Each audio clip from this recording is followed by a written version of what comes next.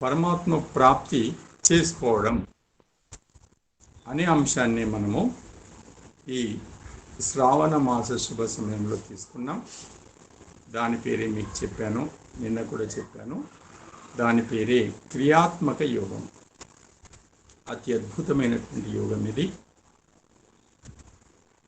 అయితే అందరూ చేయదగినది, ఎందుకంటే తమ తమ నిత్య జీవిత కర్మలు చేస్తూ చేసేది. అందువల్ల మనం అందరం చేయదగింది. క్రియాత్మక యోగాభ్యాసంలో అనగా పరమాత్మ పట్ల విశేష భక్తి అనే అంశంలో మీకు ముందు నేను ఏ రకంగా మనము రకరకాల భక్తి అభ్యాసాలు చేయాలి, మన మనసులో పూర్తిగా పరమాత్మ విషయంలో సంపూర్ణ భక్తిని ఏ విధంగా ధారణ చేయాలి, పరమాత్మ భక్తిలో సదా ఎలా ఉండాలి, స్థిరంగా చంచలత్వం లేకుండా, అలాగే కుటుంబ కార్యాలు, పిల్లలు, ఇంటి పనులు, వృత్తి పనులు, ఆఫీస్ పనులు, వ్యాపారము చేస్తూనే పరమాత్మతో నిలకడగా ఎలా ఉండాలి భక్తి ఎందు. క్రమక్రమంగా జీవితంలో సమయం గడుస్తున్న కొద్దీ పరమాత్మ భావనలతో జీవితం నిండుట, ఇలాంటిది ఈ క్రియాత్మక యోగం. అయితే క్రియాత్మక యోగం మనం ప్రారంభించాలంటే దానికి ముందు ప్రాథమిక అంశాలన్నీ మనకు వాటి పట్ల కొంత పట్టు ఉండాలి. ఆ అంశాలే మనకు మూల అంశాలు. దాంట్లో మొట్టమొదటి నిన్న ఈశ్వరుని పరిచయము అనగా ఈశ్వర స్వరూపం తెలుసుకున్నాం. దాని తర్వాత మనం వెంటనే తెలుసుకోవాల్సింది జీవాత్మ స్వరూపము అనగా ఆత్మస్వరూపము, జీవస్వరూపం అనగా మనందరి స్వరూపం. దాన్ని ఈరోజు మనము ప్రారంభిస్తున్నాను. చక్కగా ధ్యానం పెట్టి విని ధారణ చేయండి. జీవాత్మ అనగా మనం. ఏ విధంగా అయితే పరమాత్మ అంటే కొన్ని పేర్లు ఉన్నాయో, జీవాత్మ కూడా కొన్ని పేర్లు ఉన్నాయి, ఒకటి కన్నా ఎక్కువ.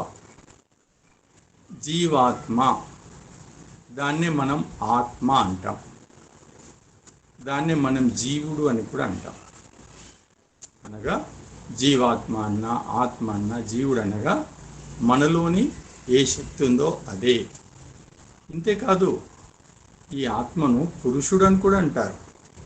పురుషుడు అంటే మగవాళ్ళు కాదండి, ఆత్మకు ఉన్నటువంటి స్త్రీ యొక్క ఆత్మ అయిన పురుషుడే పేరు, పురుషుని యొక్క ఆత్మ కూడా పురుషుడే, పురుషుడు అని పేరు కూడా ఉంది.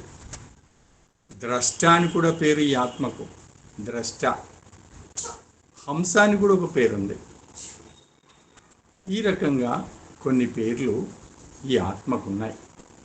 దీంట్లో ఏ పేరు వచ్చినా మనము ఆత్మని అని గుర్తించాలి. దీంట్లో మొట్టమొదటి విషయం చెప్తున్నాను. ఆత్మస్వరూపం గురించి మీలో కొందరు అనేకసార్లు వినుంటారు. ఈరోజు మళ్ళీ దాన్ని మనం లోతుగా వెళ్తున్నాం. విన్న వాళ్ళకు రిపీట్ అవుతుంది, కొన్ని కొత్త యాడ్ అవుతాయి. ఇంతవరకు వినని వాళ్లకు విషయాలన్నీ తెలుస్తుంటాయి. క్రమక్రమంగా నేను ప్రారంభం నుంచి చెప్తుంటాను.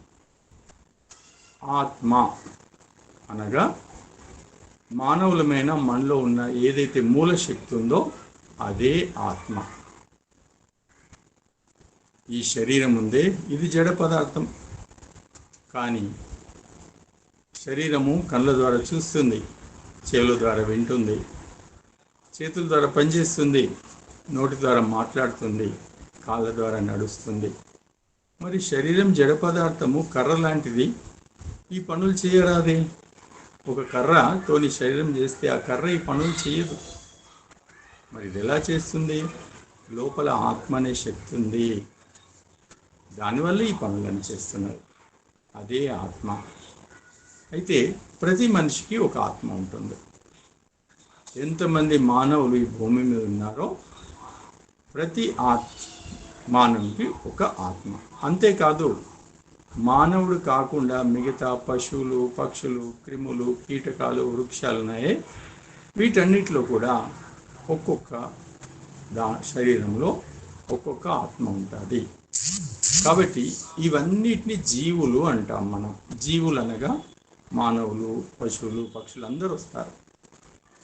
వీటిలో ఉండే అంతఃశక్తిని మనం జీవాత్మ అంటాం. నిన్న ఏ విధంగా అయితే ఈశ్వరుడు అనగా పరమాత్మ యొక్క ఆయన స్వరూపంలో ఎన్ని లక్షణాలు ఉంటాయి అతనికి అనే విషయాలు అనేకం తెలుసుకున్నట్టే ఈరోజు కూడా మనము ఈ ఆత్మ ఆయన మనం ఉన్నమే దీని యొక్క స్వరూపం ఏంటి, దీనికి ఏమేమి లక్షణాలు ఉన్నాయి అనే విషయాలు ఒకటి ఒకటి మీ ముందు ఉంచే ప్రయత్నం చేస్తాను. మీరు శ్రద్ధగా వింటూ ఉండండి. జీవాత్మ స్వరూపంలో మొట్టమొదటి విషయము జీవాత్మ నిత్యము. ఈ నిత్యము అనే పదం ఏదో ఎప్పుడూ ఉండునది.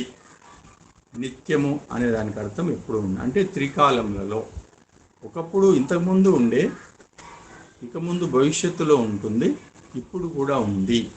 అలా ఉండే వాటిని నిత్యం అంటారు. జీవాత్మ కూడా నిత్యము. అలాగే జీవాత్మ అనాది అనగా ప్రారంభం అనేది దీనికి లేదు. ఆత్మ అయిన మనకు ప్రారంభం లేదు. మనము ప్రారంభం లేని అప్పటి నుంచే ఉంటున్నాం మనం, అనగా చాలా పాతకాలం నుంచి. అయితే ఎప్పటి నుంచి ఉన్నాం మనం? అనంతకాలం నుంచి ఉన్నాం.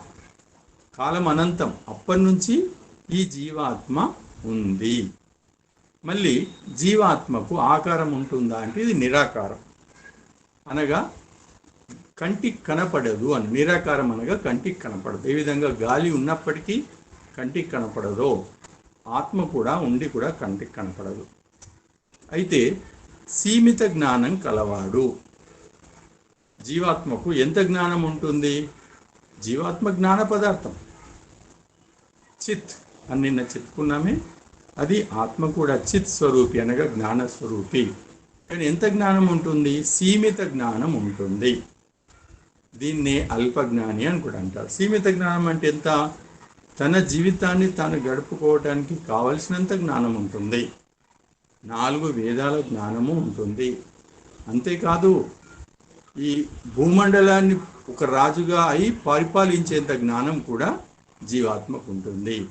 కాబట్టి జీవాత్మ పరమాత్మలాగా సర్వజ్ఞుడు కాదు, కానీ ఇతనికి కావాల్సినంత జ్ఞానం ఉంటుంది. అందుకే అల్పజ్ఞుడని కానీ సీమిత జ్ఞానం కలవాడని కూడా అంటారు. కానీ అట్టి జ్ఞానం కూడా 4 వేదాలు జ్ఞానం. ఇక జీవాత్మకు ఉన్నటువంటి మరొక లక్షణం ఏంటంటే ఏకదేశి. ఏకదేశి ఏకదేశనిగా ఒకటే స్థానంలో ఉంటాడు, రెండవ స్థానంలో ఉండడు. అనుస్వరూపుడు. ఒక అణువు దగ్గర ఉంటే ఇంకో అణువు దగ్గర అదే సమయంలో ఉండడు. అందుకే ఏకదేశి. పరమాత్మ సర్వవ్యాపి, ఇతడు ఏకదేశి అనగా ఒక స్థానంలో మాత్రమే ఉండువాడు. ఇతడు జీవాత్మ అల్పశక్తిమంతుడు. ఇతని శక్తి సీమితమైన శక్తే. పరమాత్మలాగా ఈ భూమిని సూర్యుని చేసే శక్తి జీవునికి ఉండదు. అలాగే నిర్వికారుడు అనగా ఆత్మ నిజానికి వికారములు లేనిది, కానీ అవిద్యకు లోనైనప్పుడు మాత్రమే అది వికారాల్లోకి పడుతుంది. కానీ నిజానికి మూల ఆత్మకు వికారాలు ఉండవు. ఇక మనుషుని యొక్క శరీరం ఏదైతే చూస్తున్నామో, జీవాత్మ శరీరాన్ని తప్పక ధరించవలసి ఉంటుంది. అయితే ఈ శరీరము చేతన పదార్థం కాదు, ఇది జడ పదార్థము. జడ పదార్థం అనగా ఒక మట్టి లాంటిది, ఒక రాయి లాంటిది, ఒక కర్ర లాంటిది, వాటిని జడ పదార్థం అంటారు. ఇది జీవాత్మ జడ పదార్థము. ఇక ఆత్మలో కొన్ని గుణాలు ఉంటాయి. ఇచ్ఛ, ప్రయత్నము అలాంటి గుణాలు. జ్ఞానం ఆత్మ యొక్క ఒక గుణము. అయితే ఇంకా జీవాత్మలో ఉన్నటువంటి మిగతా గుణాలకు వచ్చేస్తే మోక్షము అనేది ఈ మానవ జీవితంలో కర్తవ్యము. అయితే మోక్షం యొక్క ఆనందము జీవాత్మకు ఎప్పుడో తెలిసి ఉంటుంది. ఎందుకు తెలుసా? అనంతమైన కాలంలో అనంత కాలం నుంచి ఉంటున్న జీవుడు ప్రతి మానవుడి యొక్క ఆత్మ మోక్షాన్ని పొంది ఉంటుంది. కాబట్టి మోక్షము ఇది తెలుసు. అయితే జీవుడు పరిమిత శక్తి కాబట్టి జీవుడు పరిపూర్ణుడు కాదు. పూర్ణమదః పూర్ణమిదం అని పరమాత్మకు మాత్రమే చెప్పబడింది. పరమాత్మ పరిపూర్ణుడు, కానీ జీవాత్మ పరిపూర్ణుడు కాదు. ఈ విషయాన్ని గుర్తించాలి. కానీ జీవుడు ఆత్మ ఏదైతుందో భ్రమిస్తూ ఉంటుంది, లోకాంతరాలు భ్రమిస్తూ ఉంటుంది. జీవాత్మ ఎందుకు భ్రమిస్తుంది? తాను చేసిన కర్మల ఫలితాన్ని అనుభవించడానికి దానికి తగిన శరీరాల్ని పొంది తిరుగుతూ ఉంటుంది. సత్కర్మలు చేస్తే ఒక రకం, సత్కర్మలు చేయకుండా ఉంటే ఒక రకం. మానవుడు సత్కర్మలు చేయకపోతే అతడు మానవ శరీరం కాకుండా మరణానంతరము ఒక పశు శరీరము, పక్షి శరీరము, క్రిమికీటకాదులు లేదా జడ చెట్లు ఇలాంటి రకరకాల లోకాలు, వీటిని లోకాలు అంటారు. మనుష్యలోకం, పశులోకం, పక్షిలోకం, వీటిని తిరుగుతూ ఉంటాడు. పుణ్యకర్మలు చేసినప్పుడు మళ్ళీ మానవ శరీరం. ఈ రకంగా ఇతడు తిరుగుతూ ఉంటాడు. అందుకే ఇతనికి హంస అనే పేరు ఉంది. కానీ ముక్తి లభించినప్పుడు పరమాత్మ యందు స్థిరపడి విశ్రాంతిని పొందుతాడు. ఇది జీవాత్మ యొక్క స్వరూపంలో కొన్ని భాగాలు చెప్పాను. ఇక జీవాత్మకు సంబంధించి మరికొన్ని విషయాలు మనకు అనిపిస్తుంటుంది. సరే, జీవాత్మ అణువు లాంటి చిన్న పదార్థం. అయితే అణువు లాంటి చిన్న పదార్థం కానీ ఎంత చిన్నది అనే ప్రశ్న కూడా వస్తుంది. నిజమే, జీవాత్మ చిన్నది, అణువంతా. అదే ఎంత అణువు చిన్నది అది కూడా చెప్తాను. ఇప్పుడు చాలామంది భౌతిక శాస్త్రము, రసాయనిక శాస్త్రము అవి చదివిన వాళ్ళే కాబట్టి అందరికీ తెలుసు. ఏమని? అణువు అనేది ఉంటుంది. భౌతిక అణువు, ఫిజికల్ ఆటం. హైడ్రోజన్ అణువు, ఆక్సిజన్ అణువు, ఇట్లా అణువులు ఉంటాయి. అయితే ఈ హైడ్రోజన్, ఆక్సిజన్ అనే భౌతిక అణువులు ఏవి కూడా కంటికి కనపడనంత చిన్నవి. కానీ ఆత్మ అనే అణువు ఏదైతుందో వాటికన్నా చిన్నది. ఏదైతే భౌతిక అణువులు కంటికి కనపడని భౌతిక అణువులు ఉన్నాయో, ఆక్సిజన్ అణువు, హైడ్రోజన్ అణువు, వాటికన్నా కూడా జీవాత్మ ఇంకా చిన్న అణువు. ఎంత చిన్న అణువు? దానికి మనకు శాస్త్రం ఎప్పుడో చెప్పింది. అది చెప్తాను మీకు. ఒక వెంట్రుకలో 10,000 భాగము అంటే ఏంటి? ఒక వెంట్రుకను తీసుకోవాలి, తల ఉన్న వెంట్రుకను తీసుకొని, వెంట్రుక యొక్క కొన ఉంటుందే చాలా చిన్న ఉంటుంది, మనకు తెలుసు. ఆ వెంట్రుక కొనను మొట్టమొదలు 100 భాగాలు చేయాలి. వెంట్రుక యొక్క కొనను 100 భాగాలు చేయాలి. ఆ 100 భాగాల్లోంచి ఒక భాగం మనం తీసుకొని ఆ ఒక భాగాన్ని మళ్ళీ 100 భాగాలు చేయాలి. ఎంత చిన్న ఉంటుంది ఊహించడం కష్టం. అలా చేస్తే 10,000 భాగాలు అయితే వెంట్రుక కొనలోని 10,000 భాగం ఎంత చిన్న ఉంటుందో అది ఆత్మ యొక్క సైజ్, పరిమాణము అని మనకు చక్కగా శాస్త్రంలో చెప్పబడింది. కఠోపనిషత్తులో బాగా చక్కగా చెప్పబడింది. అనగా భౌతిక అణువు చాలా చిన్నది, కంటికి కనపడది. కానీ భౌతిక అణువు కన్నా జీవాత్మ అనేది ఏదైతుందో ఇంకా సూక్ష్మమైనది. ఇది ఆత్మ యొక్క సైజ్ ఎంత ఉంటుందంటే ఇది ఉంటుంది. ఆత్మ యొక్క సైజ్ చెప్పుకున్నాం. వెంట్రుక యొక్క కొనయందు 10,000 భాగాలు చేస్తే దాంట్లో ఒక భాగం మాత్రమే ఆత్మ అని చెప్పుకున్నాం. ఇప్పుడు ఏం చెప్పుకుంటాము? సరే, ఆత్మ అత్యంత చిన్న అణువు, కానీ ఇంత పెద్ద శరీరంలో ఎక్కడ ఉంటుంది ఆత్మ అనే ప్రశ్న కూడా మనకు వస్తుంది. ఇప్పుడు దానికి చెప్తున్నాను. ఆత్మ ఎక్కడ ఉంటుంది అనే దానికి కొందరు ఇక్కడ బ్రుకుటి స్థానం అని కొందరు అంటారు, తలలో అని కొందరు అంటారు, రకరకాలుగా. కానీ మనకు మహర్షులు తెలియజేశారు, ఇక్కడ హృదయ భాగం అనగా ఇక్కడ మనకు ఛాతి మధ్యలో ఒక గుంట లాగుంటుంది. ఛాతి మధ్య భాగంలో అనగా కంఠ భాగానికి కింద ఛాతి మధ్యలో ఒక గుంట భాగం ఉంటుంది. ఆ గుంట భాగాన్ని హృదయం అంటారు. అది ఆత్మ యొక్క స్థానం అని మనకు ప్రమాణంతుడైనటువంటి మహర్షి దయానందుడు స్పష్టంగా తెలియచేశాడు. అలాగే ఇతరులు కూడా తెలియచేశారు. కాబట్టి హృదయ స్థానంలో ఆత్మ ఉంటుంది. అక్కడ ఉండి శరీరం మొత్తాన్ని అది నడిపిస్తూ ఉంటుంది.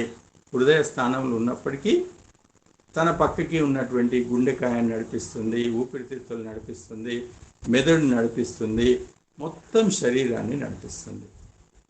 మరి ఎప్పటికొకటి స్థానంలో ఉంటుందా హృదయ స్థానంలోనే అంటే అప్పుడప్పుడు స్థానం మారుతుంది. శరీరంలో శరీరం నుంచి బయటికి రాలేదు, కానీ శరీరంలో స్థానాలు మారవచ్చు.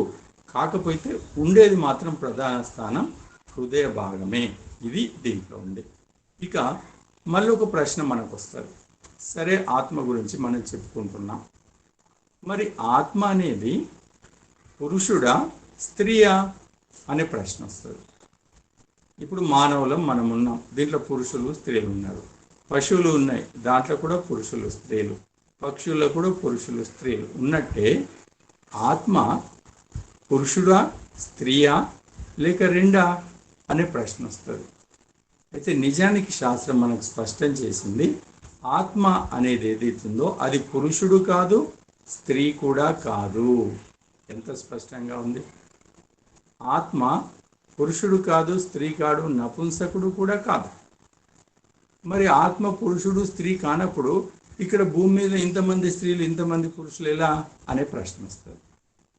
ఈ పురుషుడు స్త్రీ అనేది కేవలము శరీరానికి సంబంధించిన భాంశము మాత్రమే. ఈ విషయాన్ని బాగా గుర్తుంచుకోవాలి.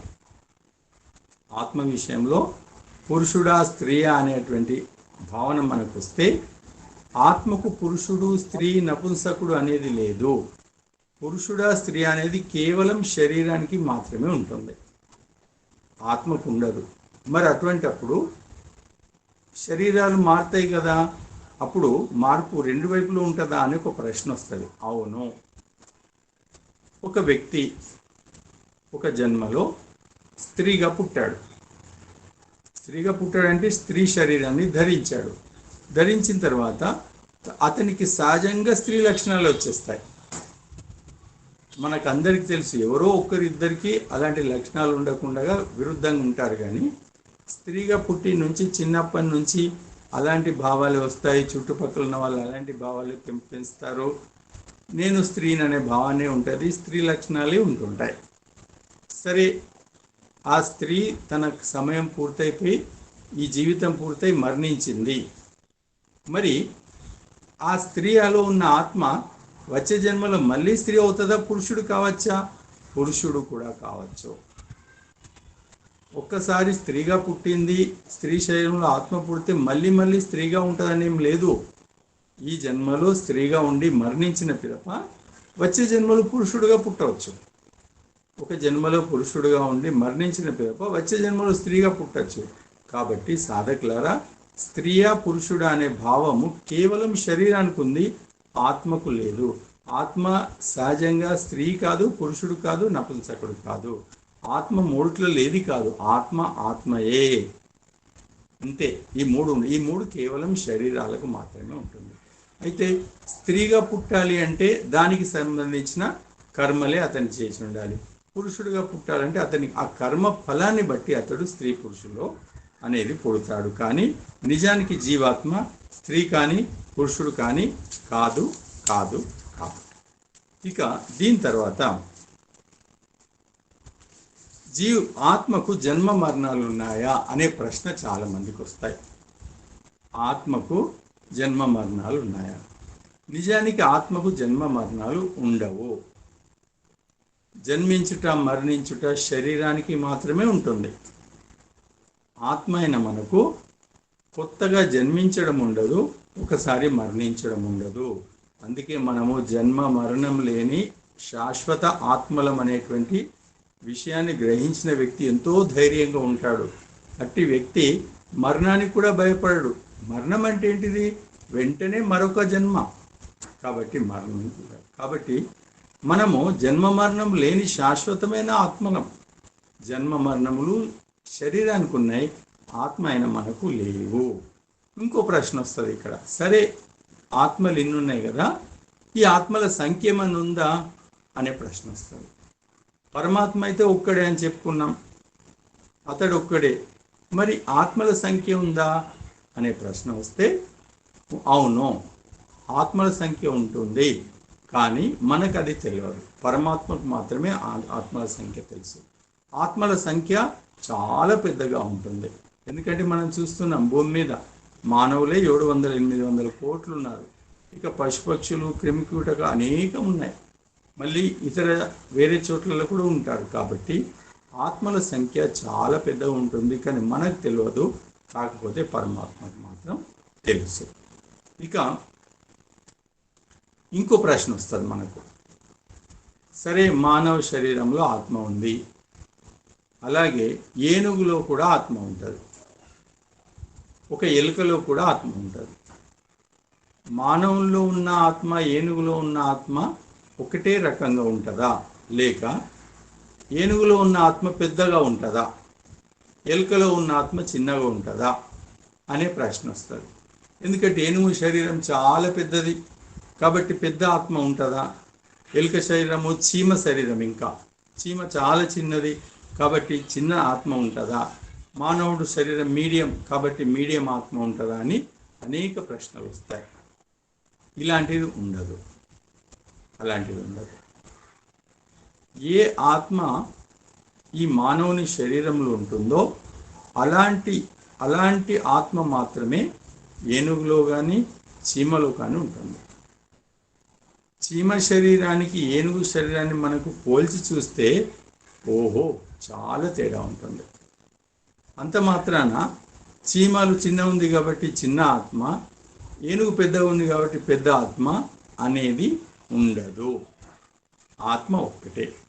ఏ ఆత్మలో ఉన్న, ఏ శరీరంలో ఉన్న ఆత్మ ఒకటే రకం ఉంటుంది, ఒకటే లక్షణాలు కలిగి ఉంటాయి. ఇక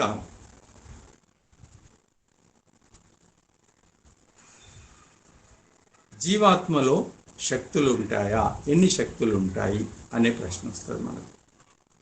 జీవాత్మలో 24 రకాల శక్తులు ఉంటాయని మనకు శాస్త్రం స్పష్టంగా చెప్పింది.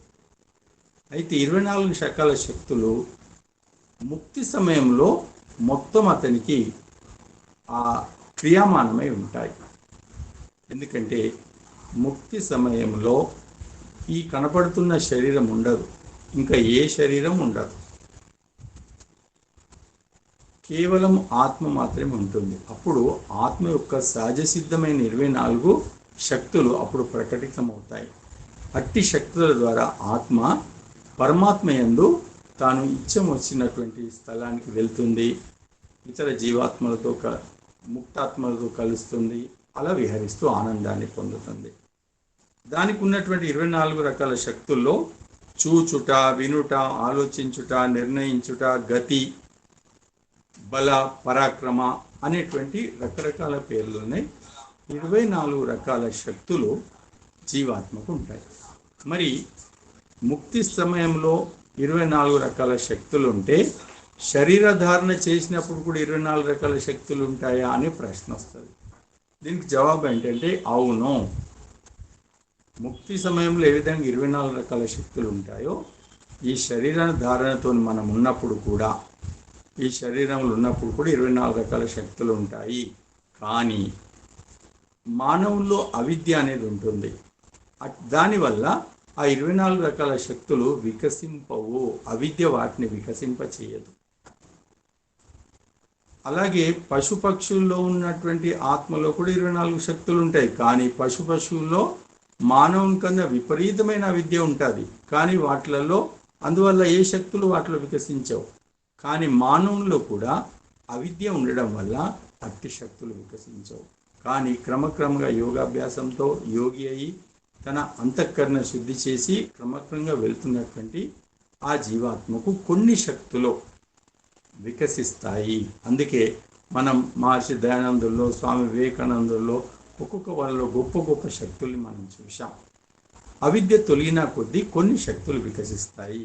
ఈ విధంగా జీవాత్మలో కొన్ని శక్తులు ఉన్నాయి, అవి సహజ శక్తులు. అయితే మళ్ళీ మనకు ప్రశ్న ఏమొస్తుందంటే, మరి జీవాత్మ శరీరధారణ ఎందుకు చేస్తుంది? పరమాత్మకు శరీరం లేదు, అట్లే జీవాత్మ కూడా ఉండవచ్చు కదా, మరి జీవునికి శరీరం ఎందుకు అనే ప్రశ్న వస్తుంది. దీనికి జవాబు ఏంటంటే, ఈ జీవుడు అల్పశక్తిమంతుడు, అలాగే అల్పజ్ఞాని, సీమిత జ్ఞానం కలవాడు. అందువల్ల తన చుట్టూ ఉన్నటువంటి ఈ బ్రహ్మాండము అనగా ఈ అద్భుత ప్రపంచాన్ని చూసి భ్రమకు లోనవుతాడు. మన చుట్టూ అనేక ఆకర్షణీయమైన మెరిసే పదార్థాలు అనేకం ఉంటాయి. ఆ వాటిని చూసి అతడు భ్రమకు లోనై తన ఆత్మ వలె అనుకుంటాడు, వాటితో తాదాత్మ్యం చెందుతాడు, అప్పుడు అవిద్యకు లోనవుతాడు.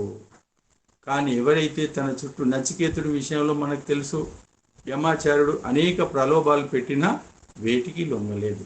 అందువల్ల నచికేతుడు సులభంగా పరమాత్మ జ్ఞానం తెలుసుకున్నాడు. అలాగే ఎవరైతే ఈ లోకం యొక్క ప్రలోభాలకు ఆకర్షణలకు లొంగకుండా ఉంటారో వాళ్లకు అవిద్యకు లోను కాదు. కాబట్టి వాళ్లకు స్పష్టంగా కర్మఫలాలు ఏదైతుందో ఎక్కువ కావు. కానీ అవిద్య వల్ల ఇతడు అనేక రకాలైనటువంటి కర్మలు చేయడం వల్ల ఆ కర్మఫలాలను అనుభవించటానికి మళ్ళీ శరీరధారణ వెళ్ళాల్సి వస్తారు. కాబట్టి జీవుడు తాను చేసిన కర్మ ఫలములు అనుభవించటానికి శరీరధారణ చేయాలి.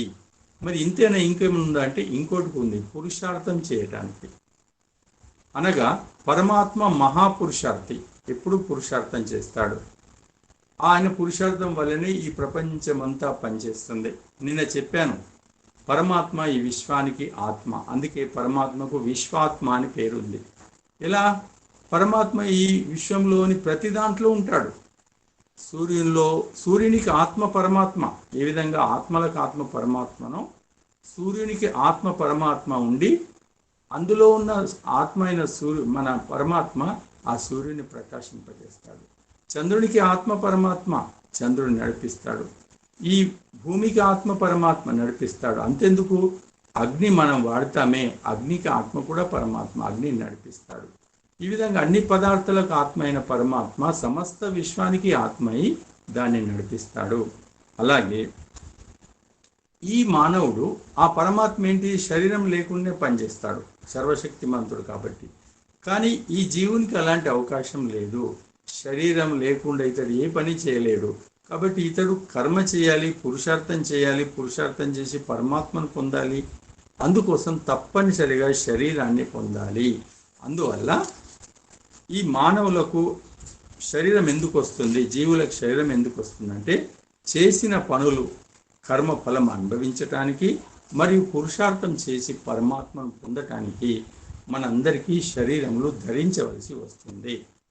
ఇక ఈ ఆత్మకు ముక్తి బంధం అనే రెండు ఉంటాయి. ఎందుకు? అవిద్య ఉంటుంది, ఇతడు అల్పజ్ఞుడు కాబట్టి. బంధం అనగా ఇంతకుముందు చెప్పాని, అవిద్య ఉండడం వల్ల లోక విషయాల పట్ల ఆకర్షితుడు కావడం వల్ల వాటితో బంధం ఏర్పడుతుంది. అతడు భౌతికంగా తను ఆత్మ అనే విషయం మర్చిపోతాడు. దీన్ని బంధం అంటాం. అప్పుడు ఏమవుతుంది, ఇలాంటి కర్మలు, లౌకిక కర్మలు చేసి వాటిని ఫలం అనుభవించటానికి పునరపి జననం పునరపి మరణం, మళ్ళీ మరణించుట మళ్ళీ పుట్టుట, ఈ రకంగా అయిన జీవితం అంతా నడుస్తూనే ఉంటుంది. కానీ ఎప్పుడైతే తాను చేసిన కర్మ ఫలితాన్ని సంపూర్ణంగా అనుభవిస్తాడో అప్పుడు మానవ జన్మలోకి వస్తాడు. మానవ జన్మలో అతను శ్రేష్టమైన గురువుల యొక్క సాంగత్యం వల్ల, వాళ్ళ యొక్క బోధల వల్ల తను జ్ఞానాన్ని పొందుతాడు. జ్ఞానం వల్ల అతని యొక్క అవిద్య దూరం అవుతుంది. దానివల్ల అతనికి ముక్తి లభిస్తుంది. అనగా ఆత్మ సాక్షాత్కారం, పరమాత్మ సాక్షాత్కారం, ముక్తి లభిస్తుంది. ఈ విధంగా ఈ జీవాత్మకు అటు బంధస్థితి, ఇటు ముక్త స్థితి రెండు ఉంటాయి. కానీ ముక్తి కేవలం జీవాత్మ అనగా మానవుని ఆత్మకు మాత్రమే ఉంటుంది. పశుపక్షాదులు ముక్తిని పొందలేవు. అవి పశుపక్షాదులు వాటి కర్మఫలాలు అనుభవించిన పిదప మానవ శరీరంలోకి వచ్చి విశేషణ సాధన చేసిన తర్వాతనే మళ్ళీ ముక్తిని పొందుతాయి. ఈ ముక్తి బంధం అనేది ఆత్మలకు ఉంటుందని చెప్పుకున్నాం. మరి ముక్తి సమయం ఏమైనా ఉందా? ఎంత సమయం ముక్తి ఉంటుంది ఆత్మకు అనే ప్రశ్న వస్తుంది. దానికి కూడా సమయము ఈ ఈశ్వరుని వ్యవస్థలో ఫిక్స్డ్ సమయం ఉంది. ముక్తి శాశ్వతం కాదు. ముక్తికి వెళ్ళిన వాళ్ళు తిరిగి రారు అనే పదం అక్కడక్కడ వాడతారు, కానీ తిరిగి రారంటే తొందరగా రారు. ఎంత ఉంటుంది? ఎంతవరకు? 36,000 సృష్టి ప్రళయములు జరిగినంత సమయము ఈ ముక్తి ఉంటుంది. ప్రళయము సృష్టి, ఒక సృష్టి ప్రళయము జరగటానికి 864 కోట్ల సంవత్సరాలు కావాలి. 864 కోట్ల సంవత్సరాలు జరిగితే ఒక సృష్టి ప్రళయం. ఇలాంటి సృష్టి ప్రళయాలు 36,000 సృష్టి ప్రళయాలు జరిగేంత వరకు ఇతడు ముక్తిలోనే ఉంటాడు. ఇది ముక్తి సమయం. తర్వాత మళ్ళీ శరీరధారణకు వస్తాడు. ఎందుకు వస్తాడు? ముక్తి సుఖాన్ని కూడా శాశ్వతంగా ఇతడు అనుభవించలేడు. ఆ ముక్తి కూడా సీమితమే ఉంటుంది. కాబట్టి మళ్ళీ ఇతడు వస్తాడు. మళ్ళీ మానవుడు మరణిస్తాడని మనం చెప్పుకున్నాం. అనగా శరీరం మరణిస్తుంది. మరణించిన పిదప ఈ ఆత్మ మరొక శరీరం వెళ్ళి ఒక కొత్త జన్మను పొందుతుంది అని విన్నాం. మరి అయితే ఒక విషయం ఏమొస్తుందంటే, మరణించిన పిదప మళ్ళీ వెంటనే జన్మ పొందడానికి ఎంత సమయం పడుతుంది అనే ప్రశ్న అప్పుడప్పుడు వస్తుంది. ఒక మానవుడు కానీ లేదా ఒక పశుపక్షులు కానీ మరణిస్తే వెంటనే జన్మ వస్తుందా, ఆలస్యం అవుతుందా అనే దానికి శాస్త్రంలో చక్కగా సమాధానం చెప్పబడింది. వెంటనే జన్మ వస్తుంది. ఎంత వెంటనే? కొన్ని క్షణాలు మాత్రమే. టక్ టక్ టక్ టక్, ఇవి క్షణాలు కదా. కొన్ని క్షణాలు మాత్రమే సమయం తీసుకొని మరొక శరీరంలోకి వెళ్ళిపోతాడు. ఎందుకంటే ఈ భూమి మీద అనేక గర్భాలు సిద్ధంగా ఉంటాయి. అతడు మరణించిన ఆత్మ యొక్క కర్మఫలాల అనుగుణంగా అనేక గర్భాలు సిద్ధంగా ఉంటాయి. కాబట్టి అట్టి గర్భాల్లోకి వెళ్ళిపోతాడు. అక్కడ శరీరధారణ చేస్తాడు గర్భంలో. అయితే అందరికీ ఇలా ఉంటుందా అంటే కాదు. కొందరికి కొంత సమయం పడుతుంది. ఎవరైతే విశేషమైన ఆత్మలు, పుణ్యాత్మలు ఉన్నాయో, చాలా చక్కగా పరమాత్మ మార్గంలో నడిచారు, పరమాత్మ ఉపాసన చేశారు, ధర్మంను అనుసరించారు, అలాంటి విశేష ఆత్మలు వాళ్ళకు తగిన యోగ్యమైన శరీరం దొరికేంత వరకు కొంత సమయం పడుతుంది. ఎందుకంటే విశేషమైన కర్మ చేశారు, విశేషమైన జ్ఞానాన్ని పొందారు, విశేష ఉపాసన చేశారు. అలాంటి వాళ్ళకు విశేష జన్మనే వస్తుంది. జ్ఞానుల తల్లిదండ్రులు పుట్టడము, పండితుల విద్వాంసుల అలాంటి కడుపులో పుట్టడము, ఒక మంచి పుట్టుకతోనే జ్ఞానము లేక సిరి సంపదలు ఇవన్నీ ఉండే అలాంటి యోగ్యమైన తల్లిదండ్రులు కోసం అప్పుడప్పుడు ఇలాంటి యోగ్య ఆత్మలకు మళ్ళీ జన్మ తీసుకుంటానికి కొంత సమయం పడుతుంది. మరి అంత సమయం వరకు ఈ మరణించిన ఆ శరీరంలో వదిలిపెళ్ళిన ఆత్మ ఎక్కడ ఉంటుంది అంటే ఈ ఆకాశం ఉందే, అనగా దీన్ని ఈ వాయుగోళం ఏదైతుందో దీన్ని యమాలయం అంటారు. ఈ వాయుగోళం నందే ఉంటుంది. ఆ తర్వాత దానికి యోగ్యమైన ఆ గర్భం లభించగానే ఆ శరీరంలోకి వెళ్ళిపోతుంది. ఇది జీవాత్మకు సంబంధించిన విషయం. ఇక జీవాత్మ తన ఇష్ట ప్రకారం శరీరాన్ని వదిలిపెట్టచ్చా? అవకాశం లేదు. జీవాత్మ ఒక శరీరంలో వెళ్ళినప్పుడు ఆ శరీరంలో ఎంత ఆ కర్మ ఫలాలు భోగించాలనో అవి భోగించిన పిదపనే మరణ సమయం వచ్చినప్పుడే శరీరం వదిలిపెడుతుంది. కానీ తన ఇష్టానుసారం వదిలిపెట్టదు.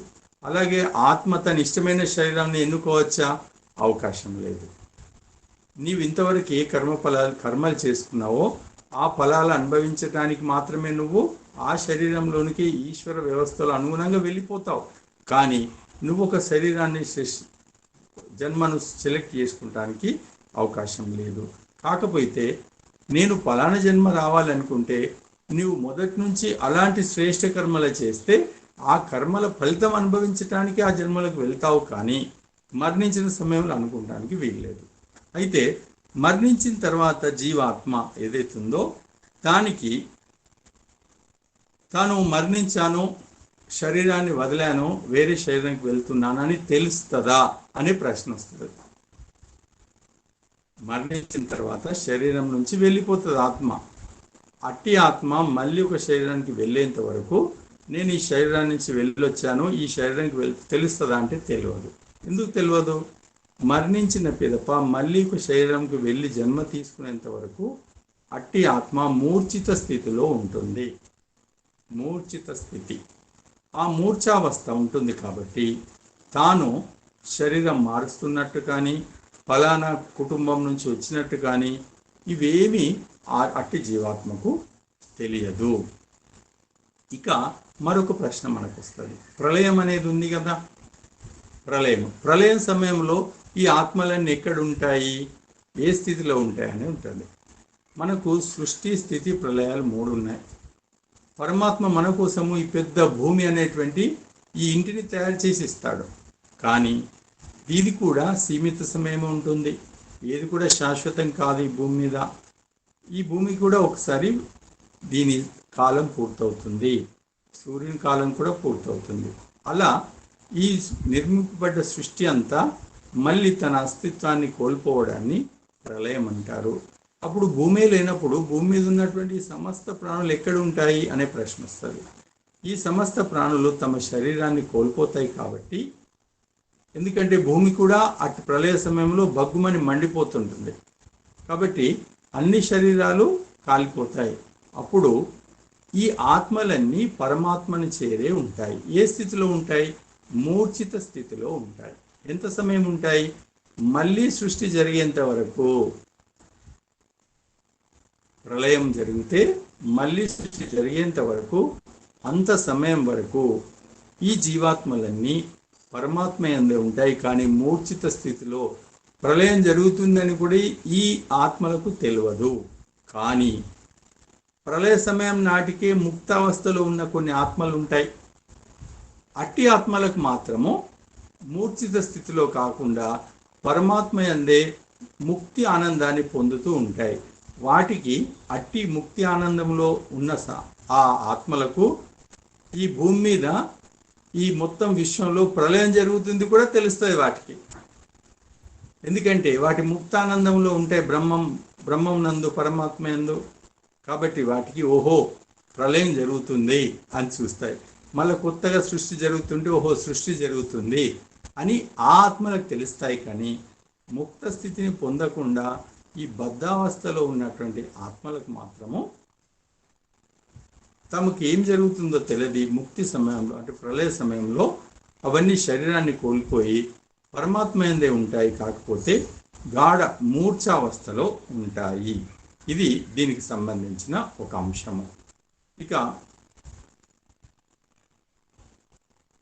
జీవాత్మ ఉందే, ఇది పరమాత్మ యొక్క అంశమా అనే ప్రశ్న కూడా చాలాసార్లు వస్తుంది. జీవాత్మ యొక్క లక్షణాల్లో చాలామంది జీవాత్మ పరమాత్మ యొక్క అంశము అని చెప్పేస్తుంటారు. కానీ జీవాత్మ పరమాత్మ యొక్క అంశము కాదు. చాలా చెప్తారు అతడు దైవాంశ సంభూతుడు, అతడు పరమాత్మ యొక్క అంశమే, ఆ పరమాత్మ యొక్క అంశమే ఇక్కడ జన్మ తీసుకున్నాడు. కానీ ఈ జీవాత్మ ఏదైతుందో పరమాత్మ యొక్క అంశము కాదు. కాకపోతే పరమాత్మలో ఉన్నటువంటి అనేక దివ్య గుణములు జీవాత్మలో కూడా ఉంటాయి. పరమాత్మ ఏ విధంగా జ్ఞానస్వరూపో జీవాత్మ కూడా జ్ఞానస్వరూపే. అతడు ఏ విధంగా శాంతి స్వరూపుడో ఇతడు శాంతి స్వరూపుడే. ఇలాంటి అనాది, నిత్యము, శాశ్వతం అనేటువంటి అనేక గుణములు ఇద్దరిలో సమానంగా ఉంటాయి. కానీ ఇద్దరు వేరు వేరు. ఈశ్వరుడు అనగా పరమాత్మ వేరు, జీవాత్మ వేరు. ఇవి రెండు వేరు వేరు. ఇది ఈరోజు జీవాత్మ యొక్క స్వరూపాన్ని మనం అందరం తెలుసుకున్నాం. జీవాత్మ స్వరూపం ఇంతేనా? ఇంతే ఉంటుందా అంటే ఇంతే కాదు, ఇంకా చాలా ఉంటుంది. మనకున్న సమయం సీమితం కాబట్టి ఈ సీమిత సమయంలో మీకు జీవాత్మ గురించి ముఖ్య అంశాలు చెప్పే ప్రయత్నం చేశాను. అత్యంత చిన్నది, ఎంత చిన్నదంటే అణువు కన్నా చిన్నది, భౌతిక అణువు కన్నా అత్యంత చిన్నది, వెంట్రుక కొనలో 10,000వ భాగము. అలాంటి చిన్న ఆత్మ. కాకపోతే జ్ఞానస్వరూపి, ఇది శక్తి స్వరూపి, 4 వేదాల జ్ఞానం ఉన్నప్పటికీ అవిద్యకు లోనప్పుడు మాత్రమే తను కర్మఫలాలు అనుభవించడానికి మళ్ళీ పునరపి జననం పునరపి మరణం అయినప్పటికీ ఇది శాశ్వతమైనది, జన్మ మరణం లేనిది, నిత్యమైంది అనే విషయాలు నేను వివరంగా ఈరోజు ప్రారంభం నుంచి ఇప్పటి వరకు మీకు నేను తెలియచేశాను. మీరందరూ ఈ విషయాలన్నీ శ్రద్ధగా విని ధారణ చేశారని నేను భావిస్తున్నాను. అయినప్పటికీ ప్రతిరోజు మీకు ప్రశ్నోత్తరాలకు సమయం ఇస్తాను కాబట్టి ఇప్పుడు కూడా మనకి ఇంకా కొంత సమయం మిగిలింది. ప్రశ్నోత్తరాలకు మీకు సమయం ఇది. కాబట్టి ఇంతవరకు నేను జీవాత్మ గురించి తెలియచేశానే. దీంట్లో ఎవరెవరికి ఏ ప్రశ్న అడగాలనుకుంటే మీరు ఇప్పుడు నన్ను ప్రశ్న అడగవచ్చు. మీరు మీ మైక్ ఆన్ చేయండి, ఆడియో ఆన్ చేసేసి నన్ను ప్రశ్న అడగండి. ఓం స్వామీజీ నమస్తే. పేరు చెప్పాలండి? నా పేరు దోండి సిద్ధేశ్వర్ ఆర్మూర్. సిద్ధేశ్వర్ గారు నమస్తే, చెప్పండి. స్వామీజీ మీరు ఇప్పుడు వివరించారు సృష్టికి కాలము 800 ఎంతో చెప్పారు, అది కొంచెం వివరించండి స్వామీజీ. మనకు ప్రస్తుతం మనం ఉంటున్న సృష్టి ప్రారంభమై 197 కోట్ల సంవత్సరాలైందండి. మనం నివసిస్తున్న ఈ సృష్టి ప్రారంభమై 197 కోట్లు. అయితే ఒక సృష్టి ఇది ఎన్ని కోట్ల సంవత్సరాలు ఉంటుంది అనే ప్రశ్న వస్తుంది. ఒక సృష్టి జరిగితే 432 కోట్ల సంవత్సరాలు ఈ సృష్టి ఉంటుంది. మళ్ళీ ప్రళయం కూడా మళ్ళీ 432 కోట్లు, అనగా సృష్టి ప్రళయానికి కలిపి 864 కోట్ల సంవత్సరాలు ఉంటుందండి. మంచిది స్వామీజీ, ధన్యవాదాలు. మంచిదండి. ఓం నమస్కారం గురూజీ. నమస్తే. గంప శ్రీనివాస్ బాన్స్వాడ. శ్రీనివాస్ గారు చెప్పండి. ఇప్పుడు మనం ఇక్కడ ఆత్మహత్యలు చేసుకుంటున్నాం, యాక్సిడెంట్లు అవుతున్నాయి, వాళ్ళకి ఎట్లా మరి? అయితే యాక్సిడెంట్ అయ్యింది, అది మరణమే. ఆత్మహత్యలు మరణమే కాబట్టి వెంటనే మరో శరీరంకి వెళ్ళిపోతారు. ఆత్మహత్య జరిగింది. ఆత్మహత్య అనేది అవిద్య వల్ల ఒక వ్యక్తి చేసుకుంటాడు. అతడు ఒక రకమైనటువంటి మానసిక ఒత్తిడికి, చంచలానికి, ఇంకా రకరకాలుగా గురై ఏమీ తోచని పరిస్థితిలో ఆత్మహత్య చేసుకుంటాడు. అయితే అది హత్య అయినా, ఆత్మహత్య అయినా, యాక్సిడెంట్ అయినా అది మరణమే కాబట్టి మళ్ళీ శరీరంకి వెళ్ళిపోతాడు. కానీ ఆత్మహత్య మహాపాపం. ఈ పాపానికి వచ్చే జన్మలో ఆ తగిన కర్మఫలం అనుభవిస్తాడు. కాబట్టి యాక్సిడెంట్ అయినా మరణమై వెంటనే శరీరం విచ్ఛిన్నమవుతుంది, తర్వాత జన్మ వస్తుంది. ఒకవేళ ఆత్మహత్య చేసుకున్న శరీరం వెళ్ళిపోతుంది. మళ్ళీ అవి కూడా 2 మరణాలే అండి. ఓం నమస్కారం గురూజీ. సరే, నమస్తే. ఓం గురూజీ నమస్కారం. నమస్తే. గంజి సాయన్న, నవీపేట అండి. నవీపేట సాయన్న చెప్పండి.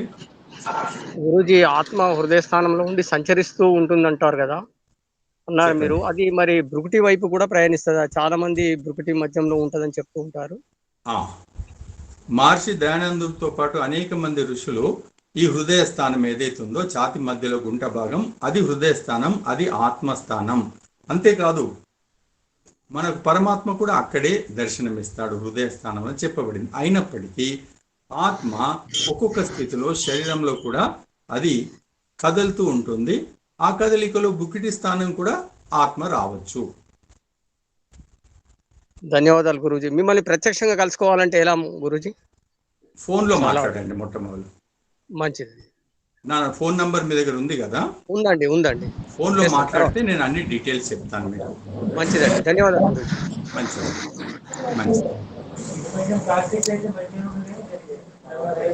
నమస్తే గురూజీ, నా పేరు మౌనిక, ఆర్మూర్. మౌనిక ఆర్మూర్ గారు చెప్పండి. ఇప్పుడు దేశ రక్షణ కోసం సైనికులు వీరమరణం పొందుతారు కదా స్వామీజీ, వారికి ముక్తి లభిస్తుందా? చెప్తాను. దేశ రక్షణ కోసం అసులు బాసినటువంటి సైనికులకు వారి త్యాగానికి తగిన ఉత్తమ జన్మ లభిస్తుంది. మంచి ప్రశ్న అడిగారమ్మా. అదొక సత్కర్మ. ఈ దేశం కోసం, దేశంలో ఉన్న కోట్లాది ప్రజల కోసం అతడి జీవితాన్ని అర్పిస్తాడు. అదొక గొప్ప కర్మ. అలాంటి త్యాగంలో వెళ్ళిన వ్యక్తికి అతని త్యాగానికి అనుగుణంగా ఉత్తమ జన్మలు లభిస్తాయి. కానీ ముక్తి మాత్రం కేవలము పరమాత్మను దర్శించిన వాళ్ళకు మాత్రమే ముక్తి లభిస్తుంది. పరమాత్మను దర్శించాలంటే ఇప్పుడు మనం జ్ఞానం తీసుకున్నామే, ఇటువంటి జ్ఞానాన్ని తీసుకొని సాధన చేస్తే అప్పుడు మనకు అట్టి విశేష భక్తి వల్ల పరమాత్మ యొక్క దర్శనం అవుతుంది. అప్పుడు మనలో ఉన్న సమస్త వికారాలు తొలుగుతాయి. ఆ తర్వాతనే ముక్తి లభిస్తుంది. కానీ దేశభక్తితో సైన్యంలో వెళ్ళి దేశంలో ఉన్న కోట్లాది ప్రజల్ని కాపాడటానికి కోసం సైన్యంలో యుద్ధం చేస్తూ మరణిస్తే అతడు చేసినటువంటి ఉత్తమ శ్రేష్ఠ కర్మకు అనుగుణంగా ఉత్తమ జన్మలు లభిస్తాయి ఆయనకమ్మా. ఇది జవాబు. ధన్యవాదాలు స్వామి. మంచిదమ్మా. ఓం నమస్తే గురూజీ, నేను నమస్తే. కళ్యాణి. కళ్యాణమ్మ చెప్పండి. ఇప్పుడు మీరు చెప్పారు జీవాత్మ మరణం తర్వాత వెంటనే ఇంకో శరీరానికి వెళ్తుంది తన కర్మ ఫలాన్ని అనుసరించి అని. అవునమ్మా. మరి అలాంటప్పుడు జీవాత్మకు శ్రాద్ధతర్పణ పిండ ప్రధాన క్రియలు జరపడం కోసం చాలా తపన పడుతూ ఉంటారు. నిన్న కరోనా టైంలో భార్య చనిపోతే భర్త హాస్పిటల్ బెడ్ మీద ఉన్నారు, భర్త చనిపోతే భార్య హాస్పిటల్ బెడ్ మీద ఉన్నది. అలాంటి సమయంలో వీళ్ళు కర్మకాండ చేయలేక చాలా చింతకు లోనయ్యారు గురూజీ. మరి వెంటనే వేరే శరీరాన్ని పొందినటువంటి జీవాత్మకు మళ్ళా మనం చేసే కర్మకాండ ఎలా అందుతుంది? సరేనమ్మా, మీరు ప్రశ్న అడిగారు, అందరిని దృష్టిలో పెట్టుకొని మీరు ప్రశ్న అడిగారు, నాకు తెలుసు. ఈ సమాధానం మీకు తెలిసినప్పటికీ అందరి కోసం అడిగారు, నేను చెప్తాను ఇప్పుడు. అయితే సంతోషమ్మ చెప్తాను. అందరికీ ఉపయోగపడే ప్రశ్న అమ్మగారు అడిగారు చెప్తాను నేను ఇప్పుడు. అయితే ఆత్మ అనగా జీవుడు శరీరం త్యాగం అయిపోయిన తర్వాత, శరీరాన్ని వదిలిన పిదప కొన్ని క్షణాల్లో మరొక శరీరానికి వెళ్ళిపోతాడు. ఎవరో పుణ్యాత్ములు వాళ్ళకు తగిన శరీరము, తగిన తల్లిదండ్రులు దొరకడానికి సమయం పట్టినప్పుడే కొంత సమయం అవుతుంది, లేకపోతే ఇతర ఆత్మలన్నీ వెంటనే వెళ్ళిపోతాయి. అందుకే మనకు యజుర్వేదంలో 40వ అధ్యాయంలో మనకు చక్కగా చెప్పబడింది. భస్మాంతం శరీరం అనే మంత్రంలో చెప్పబడతారు. భస్మాంతం శరీరం అనగా మనకు 16 సంస్కారాలు ఉంటాయి. చివరి సంస్కారం అంత్యేష్టి. అంత్యేష్టి అనే సంస్కారం జరిగి ఈ శరీరాన్ని మరణించిన పిదప దాన్ని మనము అంత్యేష్టిలో భాగంగా దహనం చేస్తాం. దహనం చేసిన తర్వాత ఇక ఈ ఆత్మకు చేయాల్సిన సంస్కారాలు ఏమీ ఉండవు. దహనమే చివరి కర్మ. మరి దహనం అయిన తర్వాత ఏం చేయాలి? ఒక 3 రోజులకు వెళ్ళి శుద్ధి చేయాలి. ఆ తర్వాత ఏం చేయాలి? ఆ తర్వాత ఒక 10 రోజులు, 12 రోజులు, 5 రోజులు, 12 రోజులు సమయం చూసుకొని శాంతి యజ్ఞం చేయాలి. ఆ శాంతి యజ్ఞం చేసి ఎందువల్ల చేయాలి? ఏ ఇంట్లో అయితే మరణించారో ఆ మరణించే ఇంట్లో విశేషమైన దుఃఖం ఉంటుంది. ఆ శరీరంలో ఆ శరీరం నుంచి అనేకమైన బ్యాక్టీరియా, క్రిములు కూడా వచ్చే అవకాశం ఉంటుంది. అందుకే ఇంటిని శుద్ధి చేయడానికి ఆ 12వ రోజు వరకు నిత్యము యజ్ఞం చేయాలి. ఆ 12వ రోజు వరకు అప్పుడు విశేష యజ్ఞం చేసి దాన్ని శాంతి యజ్ఞం చేయాలి. శాంతి యజ్ఞం అయిన తర్వాత అంతటితో అన్నీ పోతాయి. కానీ ఈ చేసే యజ్ఞాలు కూడా మరణించిన ఆత్మకు ఏమీ సంబంధం లేదు. అందువల్ల వైదిక ధర్మంలో ఉన్న విషయం ఏంటంటే మరణించిన పదపం మనం ఏమి చేసినా లాభం లేదు. మరైతే శ్రాద్ధము, పిండాలు ఉన్నాయి కదా, వీటి గురించి ఏంటి? ఇవన్నీ నేను చెప్పాను కదా. మన కొంత సమయంలో ముఖ్యంగా మన బానిస 1000 సంవత్సరాల కాలంలో అనేకము ఇలాంటి పద్ధతులు ఉద్భవించాయి. అంతకుముందు కూడా మహాభారత సమయంలో యుద్ధం జరగడం వల్ల 5000 సంవత్సరాల క్రితము అట్టి యుద్ధంలో అనేక మంది వీరులు మరణించారు, అనేక మంది చక్రవర్తులు మరణించారు. ఆ తర్వాత గురుకులాలు, పండితులకు, విద్వాంసులకు సపోర్ట్ చేసే రాజులు లేకుండా పోయారు. దానివల్ల అనేక గురుకులాలు మూతపోయాయి, అనేక పండితులు లేకుండా పోయారు. కాబట్టి విద్వాంసులు, పండితులు లేకపోవడం వల్ల జ్ఞానం చెప్పే వాళ్ళు లేరు. దానివల్ల మధ్యలో ఎవరైతే సీమిత జ్ఞానం ఉన్న పండితులు తయారై వాళ్ళు ఇవన్నీ తయారు చేశారమ్మా. ముఖ్యంగా మన బానిస సమయంలో 1000 సంవత్సరాల బానిస కాలంలో అనేకం తయారు చేశారు. చనిపోయాడు కదా, కాబట్టి ఎక్కడైతే మనం కాల్ చేశామో అతడు 12వ రోజు వరకు అక్కడే తిరుగుతాడు. కాబట్టి మనం ఇవన్నీ చేయాలి.